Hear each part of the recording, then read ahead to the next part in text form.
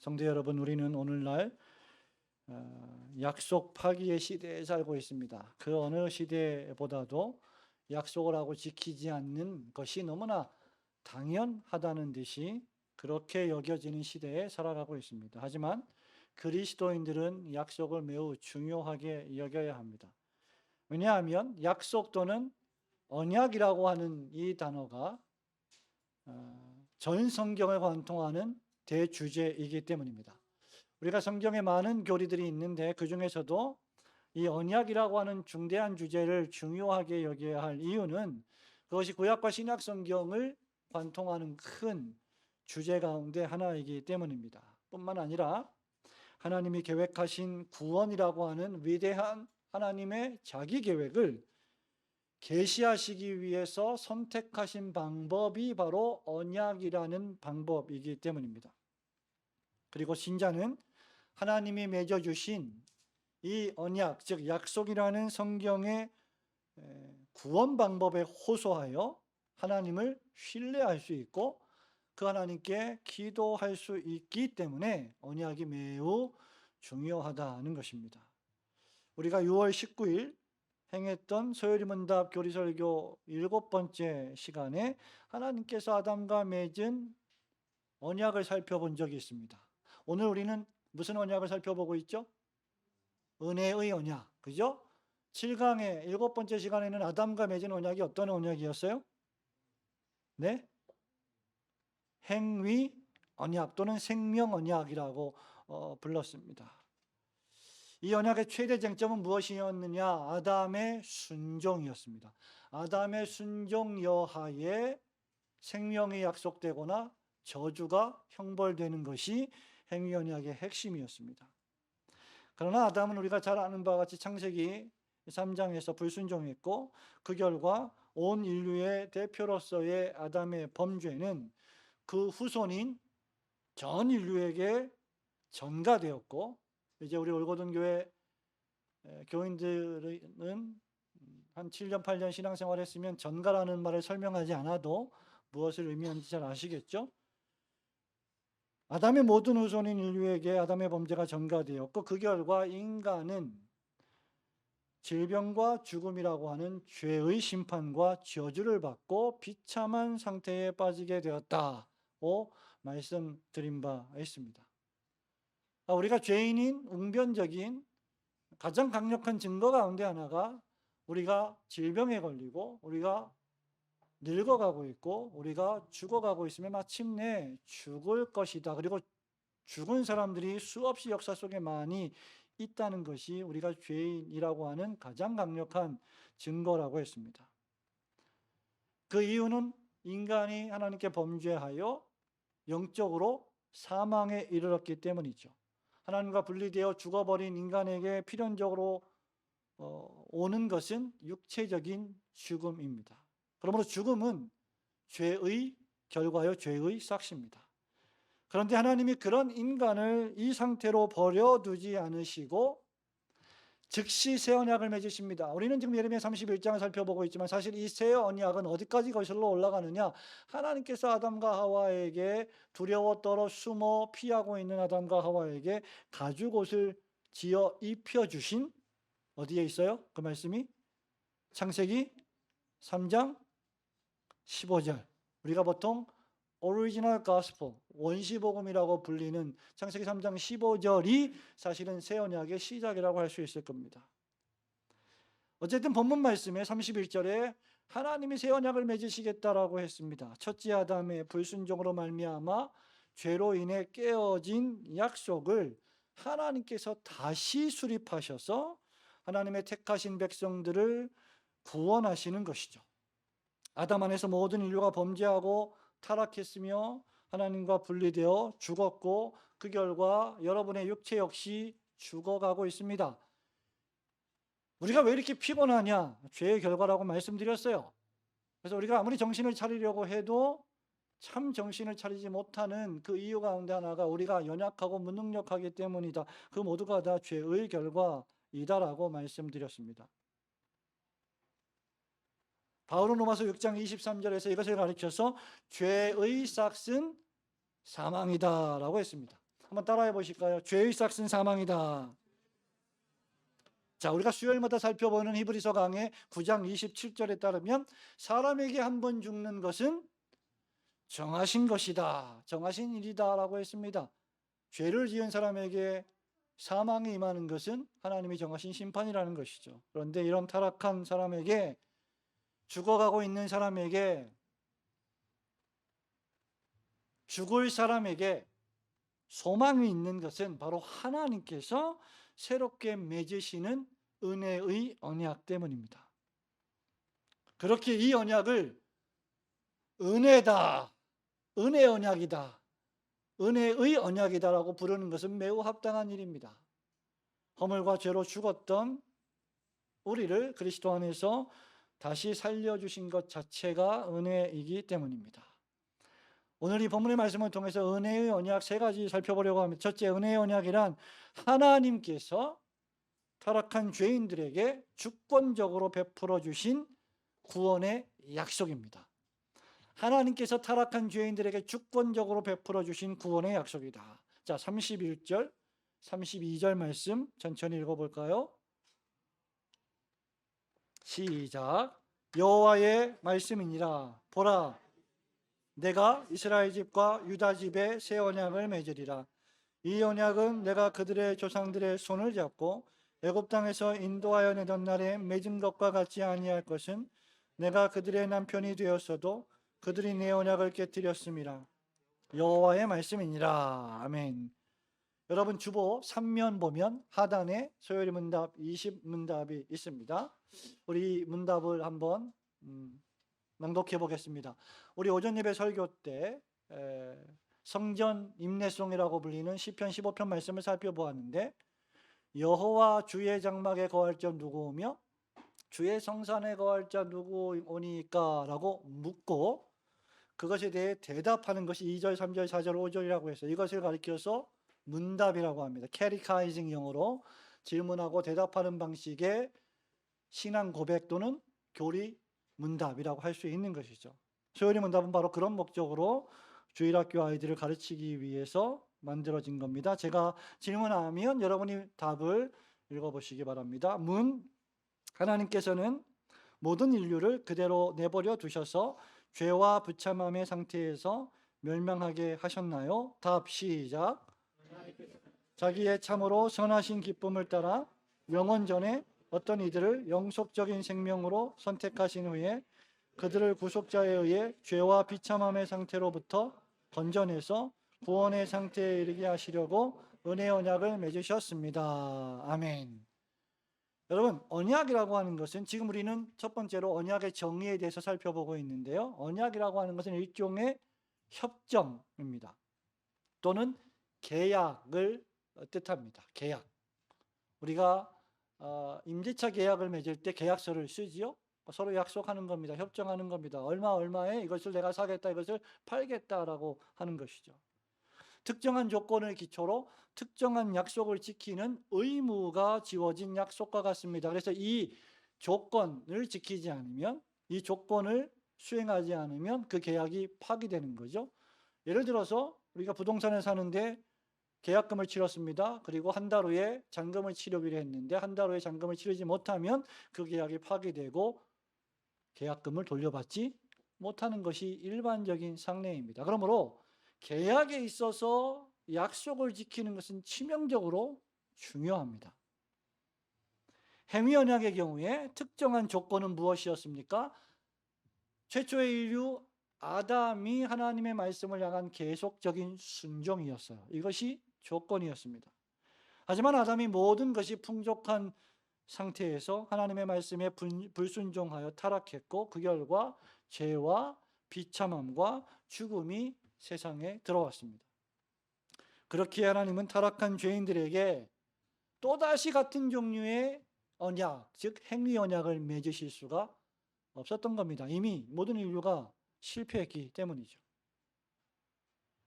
그래서 하나님께서 맺으신 언약이 바로 은혜의 언약입니다.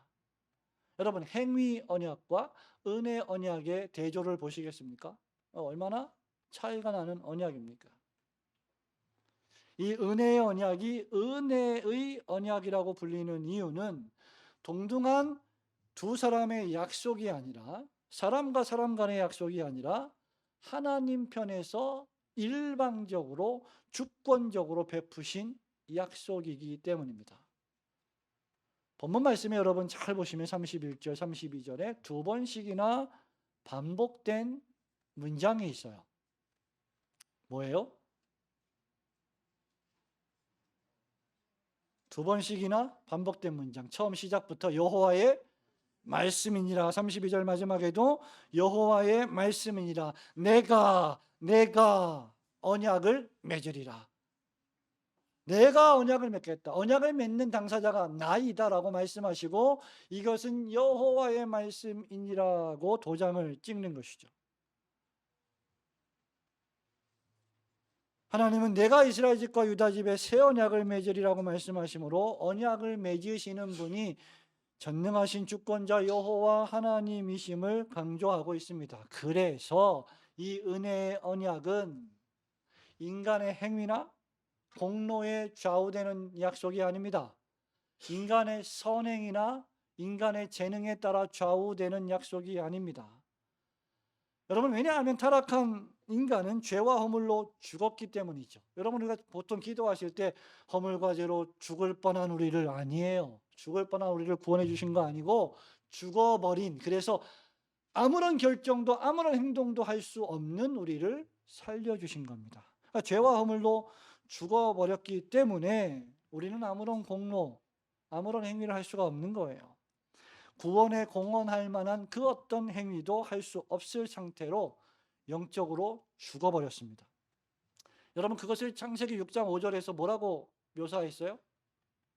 창세기 6장 5절 빨리 찾아볼까요? 아주 멀리 있지만 창세기 6장 5절, 이 인간의 타락한 비참한 상태를 모세는 뭐라고 묘사했습니까?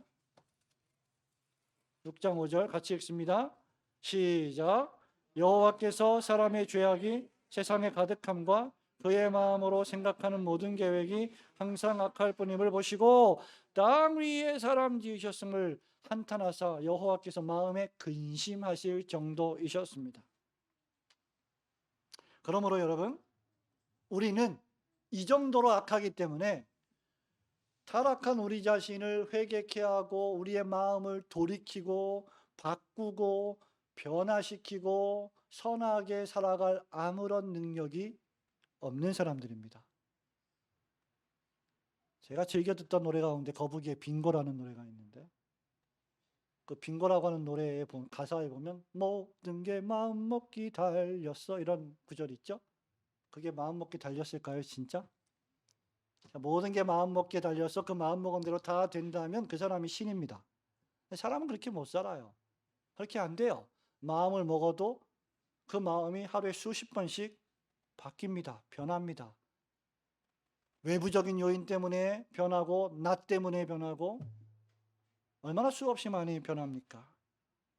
그러므로 여러분, 하나님께서 특별한 은혜를 베풀어 주시지 않는 한 이것은 받을 수 없는 약속입니다. 하나님이 약속하시면 하나님은 지키십니다. 사람의 행동이나 여러분의 행동이나 여러분 뭔가 행동을 하죠? 여러분 뭔가 믿지요? 믿음이 있죠. 사람 간에 신뢰가 있지 않습니까? 그런데 사람의 행동이나 사람의 믿음은 때때로 자기 자신을 완벽하게 배반합니다. 아, 내가 이 정도밖에 안 되는 사람이었구나를 매일매일 처절하게 깨닫는 것이 인간의 무능력입니다. 그렇게 어떻게 보면 가장 믿지 못할 사람이 누구냐? 바로 자기 자신이에요. 우리는 우리가 꽤 괜찮은 존재라고 생각하죠. 하지만 그런 생각 자체가 바로 타락한 죄인들이며 우리가 교만한 존재들임을 드러낼 뿐입니다. 진정으로 겸손한 사람은 그런 말을 할 수가 없습니다. 그런 생각을 할 수가 없어요. 하나님 앞에서 자신을 비교해 볼 때 하나님, 나는 죄인이로소이다. 나를 불쌍히 여겨 주옵소서라고 세리처럼 기도할 뿐입니다. 우리는 신실하지 못하고 우리는 우리 자신을 여러 위험과 여러 환난과 핍박에서 죽을 것 같은 고난에서 스스로를 구원해내지 못하고 매일매일 실패합니다. 그게 사람이에요.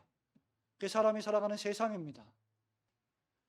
세상에 수많은 사람들이 정책을 위반하고 계획을 세우고 좀 더 나은 나라를 만들기 위해서 아무리 애쓴다 할지라도 타락한 죄인들이 정치하는 한 세상에 완전한 유토피아는 존재할 수 없습니다.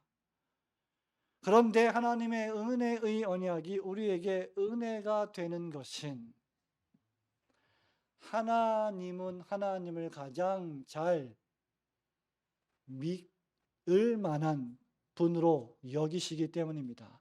하나님의 신실하심에는 결코 실패가 없으시기 때문입니다. 하나님의 언약은 우리의 행위와 율법 준수의 척도에 따라 여러분의 신실한 신앙의 행동에 따라 신앙심에 따라 여러분을 구원하시지 않습니다. 만일 그렇다면 여러분 중에 구원받을 사람은 단 한 사람도 없을 거예요. 하나님은 자기의 신실하심에 따라 그리고 성자 예수 그리스도의 십자가 대속의 은혜에 따라 우리를 구원하십니다. 이것이 얼마나 큰 은혜입니까? 여러분, 한번 이렇게 생각해 볼까요? 내가 너희들을 구원할 것이다. 근데 구원의 조건은 내가 너희들에게 일주일에 한 번씩 안식의 날을 줄 텐데 그 안식의 날을 아침부터 저녁까지 온전히 지키고 절대로 예배에 불참하지 않고 예배 시간에 졸지도 않고 예배에 집중해야만 한다. 그렇지 않는 날에는 정령 구원을 받지 못할 것이다. 라는 기준을 세웠다면 여러분 예배를 어떻게 드리실까요? 정신을 차리고 집중해서 꼬집어 가면서 예배를 드리지 않을까요? 그게 이단들이 하는 짓입니다.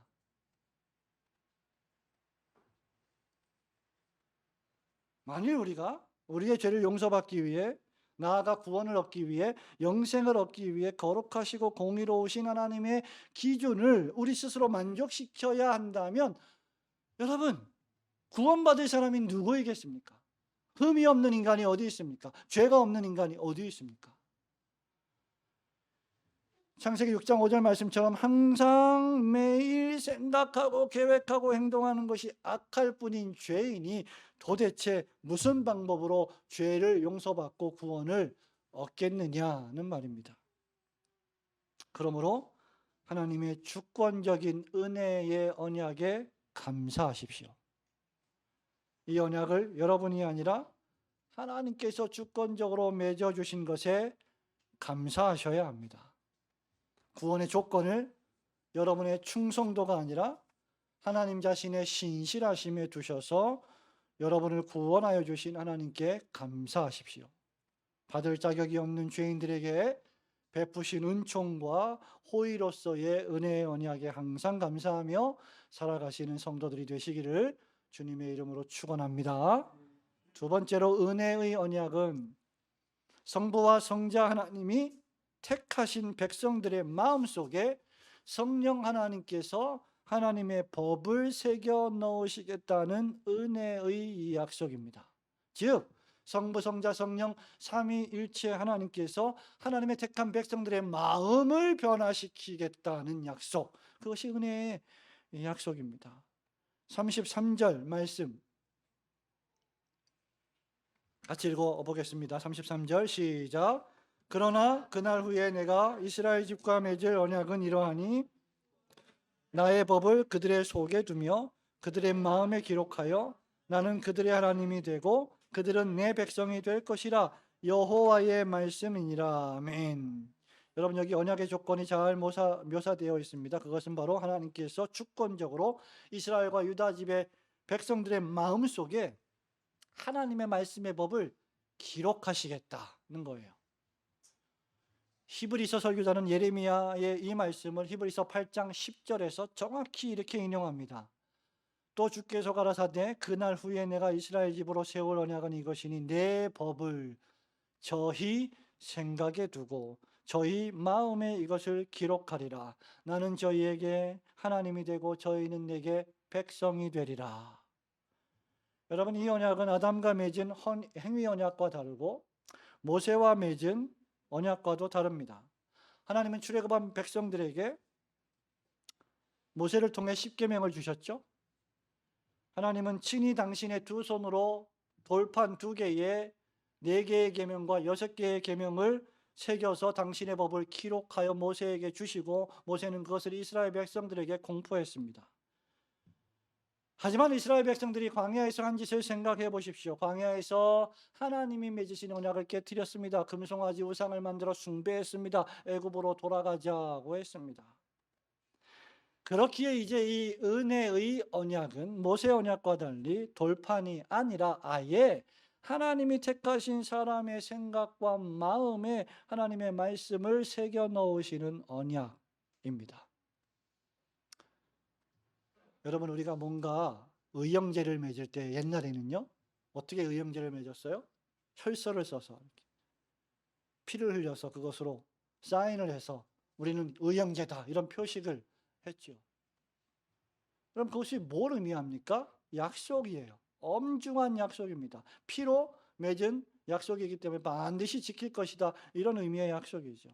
근데 여기 지금 하나님께서 사람의 마음속에 당신의 법을 새겨 넣으시겠다. 이것은 얼마나 엄청나게 강력한 약속입니까? 사람의 생각과 마음에 새겨진 하나님의 법은 사람을 인격적으로 변화시키는 능력이 있습니다. 여러분, 사람의 마음은 사람이 마음 먹기 달린 것이 아니라 하나님께서 우리의 마음에 두신 하나님의 말씀의 법에 의해서 변화되는 것입니다. 그것을 성령께서 하시는 일이죠. 하나님은 어떻게 당신의 말씀을 사람의 마음과 생각에 기록하실까요? 심장 속에 무슨 레이저로 말씀을 새겨 넣으실까요? 그런 방식이 아닙니다. 하나님은 바로 이 일을 위해 예수 그리스도께서 사람의 몸을 입고 이 세상에 오게 하셔서 수행하셨어요. 우리가 오전에 들은 말씀처럼 요한복음 1장 14절에 말씀이 육신이 되어 우리 가운데 거하게 하신 것입니다. 우리가 하나님을 찾기도 전에, 우리가 하나님의 백성이 되겠다고 말하기도 전에 하나님은 당신의 아들을 통해서 우리에게 오셔서 우리를 당신의 아들로 삼으시기 위한 작업을 하신 것입니다. 아버지 하나님과 아들 하나님은 서로 은혜의 언약 가운데 택한 백성들을 구원하시기로 작정하셨습니다.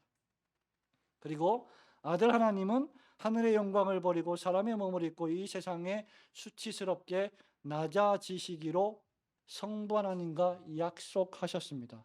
그러므로 삼위일체 하나님과 이스라엘 백성들과 맺은 은혜의 언약 이전에 어떤 언약이 있었느냐? 성부와 성자와 성령 하나님이 서로 맺으신 구속 언약, 구원 언약이 있었던 것입니다. 이 세상에 오신 그리스도께서는 모든 계명의 말씀을 다 지키시고 죄를 범하지 않으시고 십자가에서 우리를 대신하여 돌아가심으로 우리를 위한 속죄 사역을 완성하셨습니다.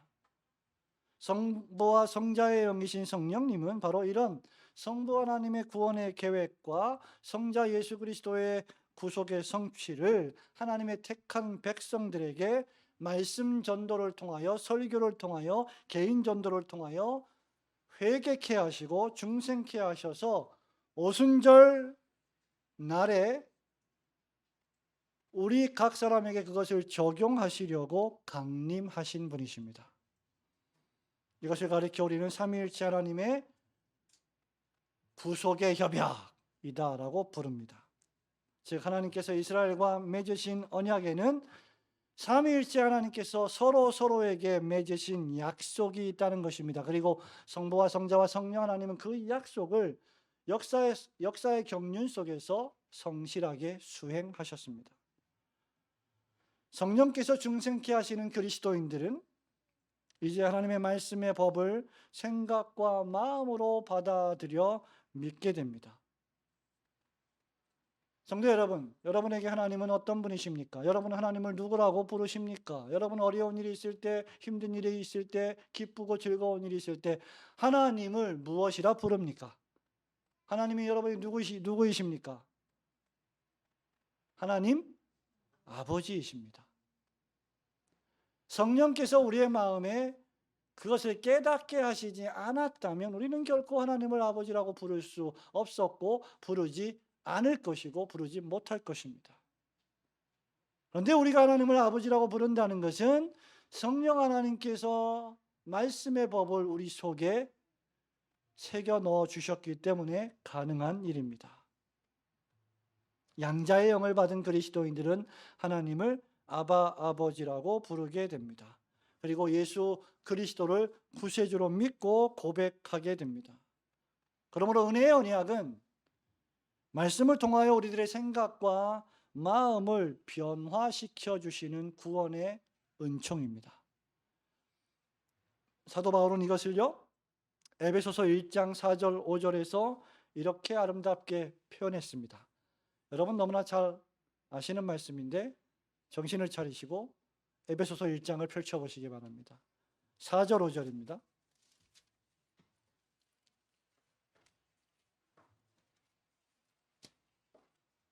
에베소서 1장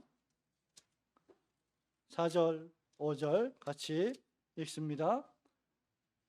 우리 3절부터 읽겠습니다. 3, 4, 5절 시작. 찬송하리로다 하나님 곧 우리 구주 예수 그리스도의 아버지께서 그리스도 안에서 하늘에 속한 모든 신령한 복을 우리에게 주시되 곧 창세전에 그리스도 안에서 우리를 택하사 우리로 사랑 안에서 그 앞에 거룩하고 흠이 없게 하시려고 그 기쁘신 뜻대로 우리를 예정하사 예수 그리스도로 말미암아 자기의 아들들이 되게 하셨으니.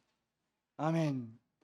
17절에 우리 주 예수 그리스도의 하나님 영광의 아버지께서 지혜와 계시의 영을 주사 너희에게 하나님을 알게 하시고, 성부와 성자와 성령 하나님께서 역사하신 구속의 은총을 이렇게 아름답게 묘사하고 있습니다. 여러분 소요리문답 20문의 답에서도 하나님께서는 자기의 참으로 선하신 기쁨을 따라 영원 전에 어떤 이들을 영속적인 생명으로 선택하신 후에, 그러니 하나님께서 맺으신 은혜의 언약은 이 땅을 창조하시기 이전에 이미 하나님의 마음에, 하나님의 품속에 있었다는 것입니다. 때가 참에 그리스도 안에서 그 일을 성취하신 것입니다. 하나님은 자기의 선하신 기쁨을 따라 그 기쁘신 뜻대로 우리를 선택하시고 죄와 허물로 죽었던 우리를 살려서 우리 생각과 마음에 당신의 말씀의 법을 기록하게 해 주셨습니다. 그리고 우리를 선택하시고 다시 살려주시고 구원하여 주시고 하나님 말씀의 법을 우리 마음에 새겨 넣어 주신 일을 하나님은 기쁨으로 하십니다.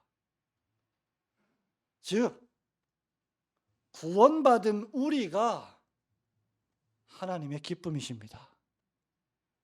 하나님은 기쁘게 그 일을 수행하셨습니다. 사랑하는 우리 부모님 여러분, 여러분 자녀들이 있죠? 여러분들의 자녀들을 볼 때 여러분 마음이 어떻습니까? 때때로 원수 같기도 하고 때때로 매우 밉기도 하지만 대부분 아름답고 예쁘고 귀여워요. 아이들은 부모의 기쁨입니다. 아이들을 볼 때마다 우리는 기뻐하죠. 근데 우리가 연약한 죄인들이기 때문에, 죄가 있는 부모이기 때문에 항상 완벽하게 기뻐할 수는 없어요. 미울 때도 있어요. 그러나 하나님 아버지의 선택과 사랑은 완전하십니다. 하나님은 구원받은 우리를 기뻐하십니다. 그것이 은혜 언약의 핵심이에요. 하나님 왜 나를 선택하셨습니까?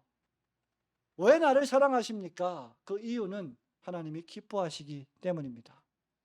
이 은혜 언약을 통해 우리를 구원하시는 하나님의 기뻐하신 뜻 안에서 구원받으신 여러분도 기뻐하시고 또 기뻐하시는 성도들 되시기를 주님의 이름으로 축원합니다. 마지막으로 이 은혜의 언약은 하나님께서 범죄한 우리를 택하사 모든 죄를 용서하시고 하나님의 백성이 되게 하시겠다는 약속입니다.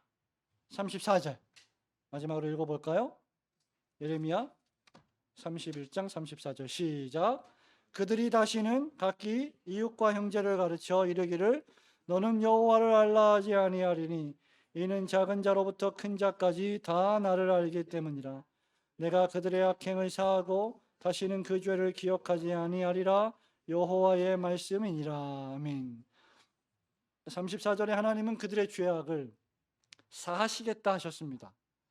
여러분, 여기 그들은 누굽니까? 이스라엘과 유다 족속들입니다.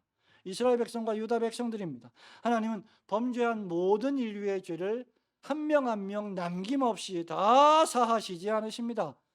모든 인류, 개인, 존재하는 모든 사람들의 죄를 용서하시지 않으십니다. 하나님은 당신의 주권적 선택에 따라 인류 가운데 얼마를 영속적인 생명으로 구원하시기로 작정하셨습니다. 그리고 그 결과 오늘 2022년 7월 31일 날 그 작정의 은혜를 받은 여러분들이 예배당에 앉아 하나님을 찬양하고 예배하고 있는 것입니다.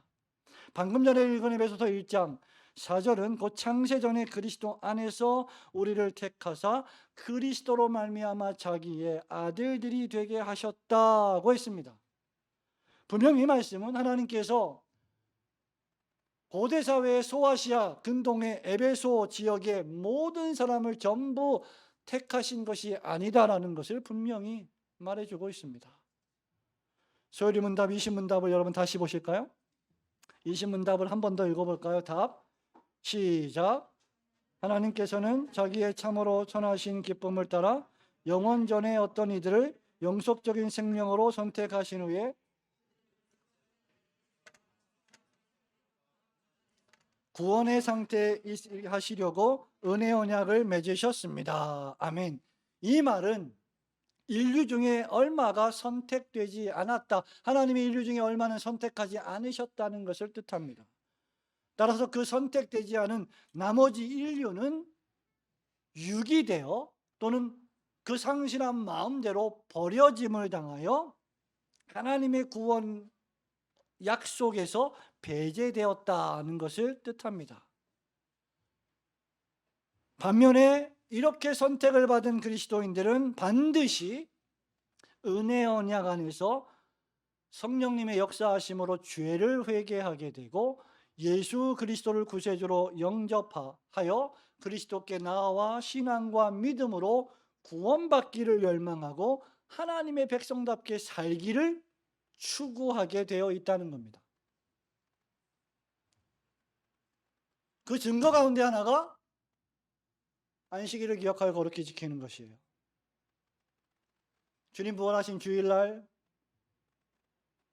하나님이 부르신 백성들과 함께 모여 예배함으로 마침내 새하늘, 새 땅, 새 예루살렘에서 영원히 드릴 예배를 사모하는 예배에 참여하는 것입니다. 여러분, 우리가 드리는 예배가 얼마나 엄청난 일임을 잘 기억해야 합니다. 그런데 여러분, 그렇기 때문에 이러한 선택의 결과는 무엇이냐? 선택받은 나의 반응은 무엇이어야 하느냐? 여러분이 선택을 받았다면 여러분의 선택받은 그 반응은 구원의 기쁨과 감사입니다. 하나님의 은혜로 구원받은 신자들은 그 은혜로 말미암아 감사하고 즐거워합니다. 하나님이 없는 사람들은 뭘로 즐거워할까요? 여러분들 하나님이 다 계신 분들이니까 잘 모르시는군요. 네, 돈으로 즐거워하고 권력으로 즐거워하고 정욕으로 즐거워하고 세상 인기로 즐거워하지요. 세상에 얼마나 많은 팔로워들을 거느렸느냐에 따라서 기쁨과 슬픔이 좌우되죠. 그러나 구원받은 그리스도인들은 하나님의 선택하심에 감사하고 즐거워합니다.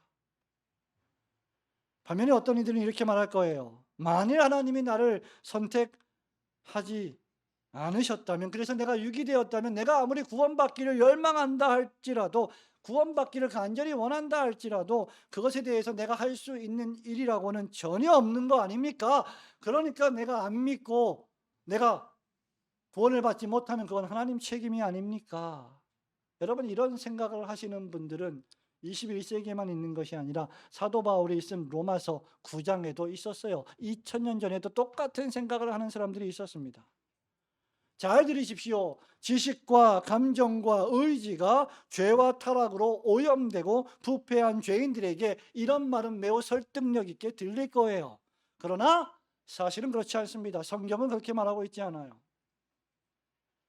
오늘 우리가 읽은 말씀처럼 하나님께서 택한 백성들의 마음속에 새 언약을 세우시고 하나님의 법을 마음에 기록해 주시지 않는다면 누구라도 하나님께서 요구하시는 구원에 이를 수 없습니다. 그러므로 여러분, 우리가 하나님 앞에 나왔다면, 예수님을 우리가 진짜 믿는다면, 그것은 하나님이 우리 마음과 우리 생각 속에 새 언약을 맺으셨고 우리 마음에 새 마음을 주셨기 때문입니다.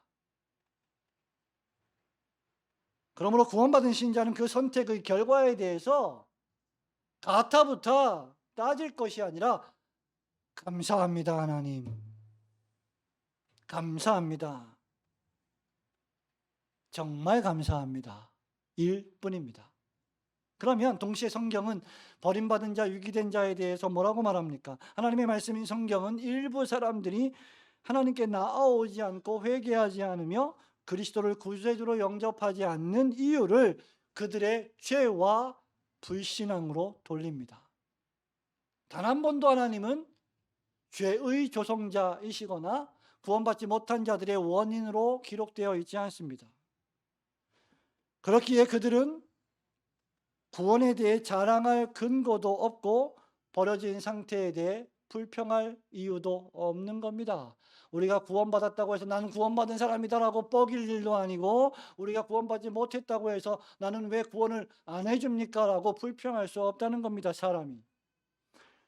우리 주님께서 마태복음 23장 37절 38절에서 이렇게 말씀하셨습니다. 예루살렘아 예루살렘아, 선지자들을 죽이고 내게 파송된 자들을 돌로 치는 자여, 암탉이 그 새끼를 날개 아래 모음같이 내가 내 자녀를 모으려 한 일이 몇 번이냐. 그러나 그 다음, 너희가 원치 아니하였도다. 보라, 너희 집이 황폐하여 버림바 되리라. 끊임없이 하나님은 구약 성경에서 선지자들을 보내셔서 회개하라, 여호와께 돌아오라고 명령하셨습니다. 신약에서 사도들을 보내셔서 끊임없이 복음을 전했고 죄를 회개하고 주 예수를 믿으라고 전도했습니다. 회개하라, 천국에 가까웠느니라고 수없이 전도자를 통해서 외쳤습니다.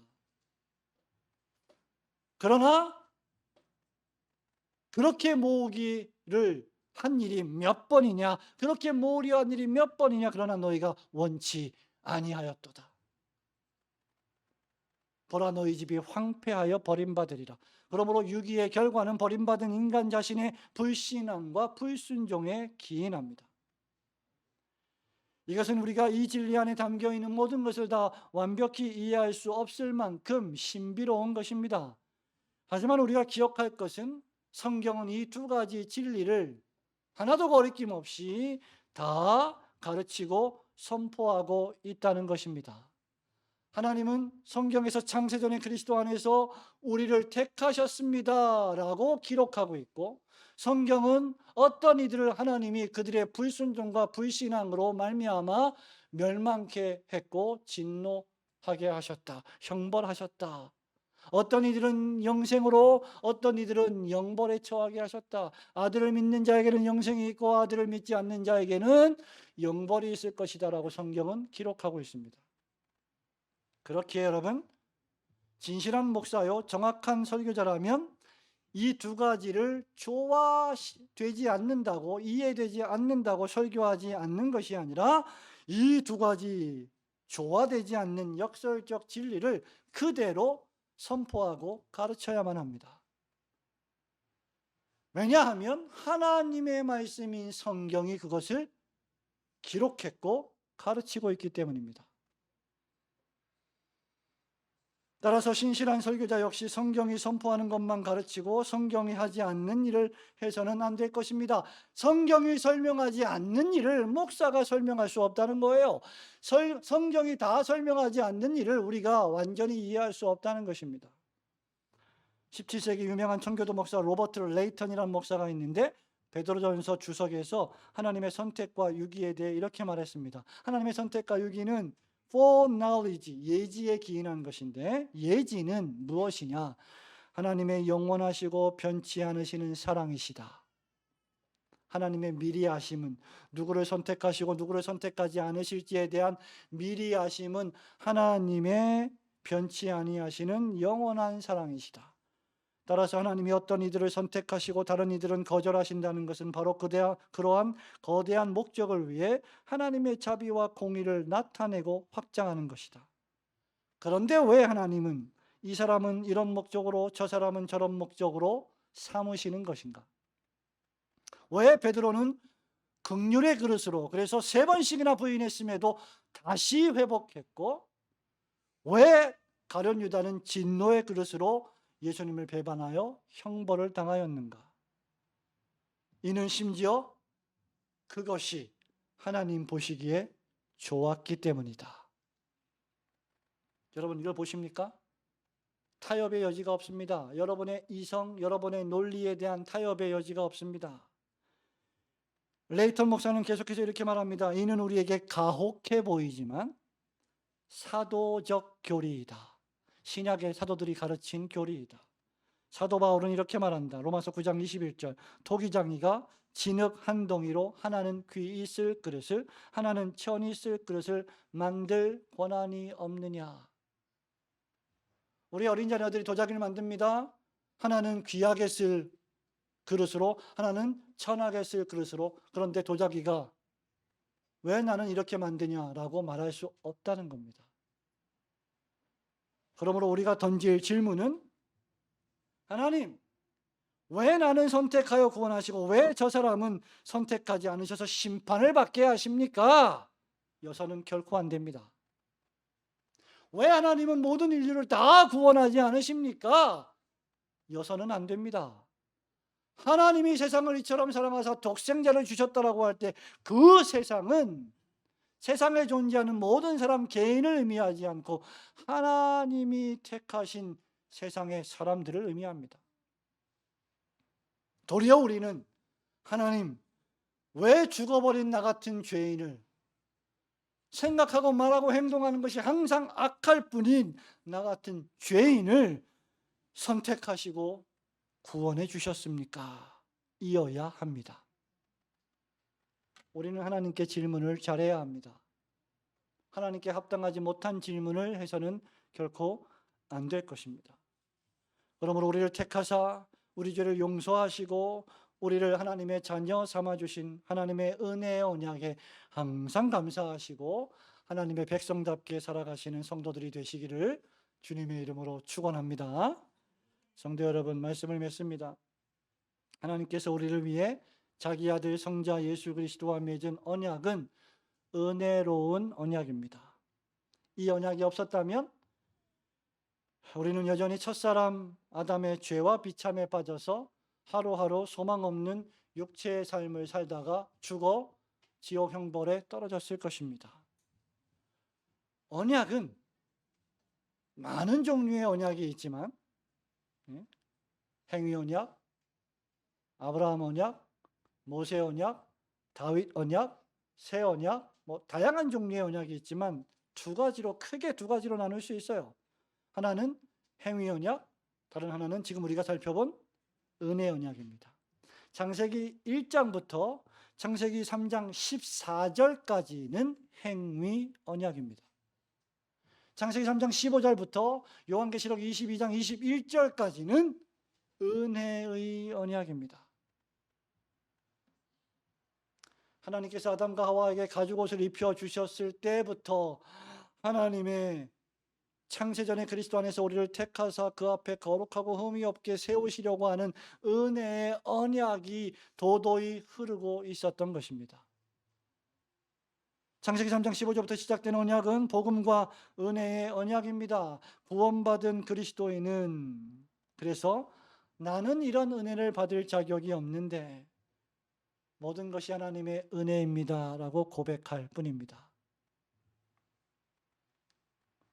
우리 자녀된 여러분, 혹시 단 한 번이라도 나는 왜 이런 집에 태어나서 이렇게 고생을 하냐, 이런 생각을 해본 적이 있습니까? 여러분, 고개를 막 흔드는 거 보니까 앞에 두 친구가 막 흔들어요. 말도 끝나기 전에. 얼마나 행복한 가정이면 저렇게 막 흔들겠어요. 여러분, 절대로 우리는 그런 생각을 해서는 안 됩니다. 그것은 하나님의 주권적인 선택에 대한 불신앙이기 때문입니다. 구원받은 그리스도인은 나는 이런 은혜를 받을 자격이 없습니다. 하나님, 내가 이런 집에 태어나서 이렇게 예수 그리스도를 알게 된 것이 저에게 은혜입니다. 내가 이렇게 힘든 상황에서 나 혼자 예수를 믿지만 그것이 너무나 큰 은혜입니다.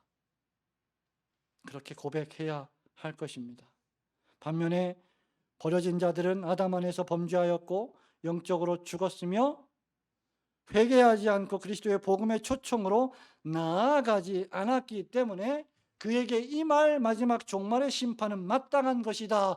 마땅합니다. 나는 심판받기에 마땅한 존재입니다라고 탄식하면서 벌벌 떨며 지옥으로 던져질 것입니다. 그들도 그들이 심판받는다는 것을 잘 알게 될 것입니다. 그러므로 하나님의 은혜 언약에 따라 구원받은 우리 그리스도인들은 사도 바울의 권면대로 빌립보서 2장 12절 말씀처럼 다음과 같이 말해야 합니다. 우리 마지막으로 빌립보서 2장 12절, 여러분 이 말씀 꼭 기억하세요. 같이 한번 읽어볼까요?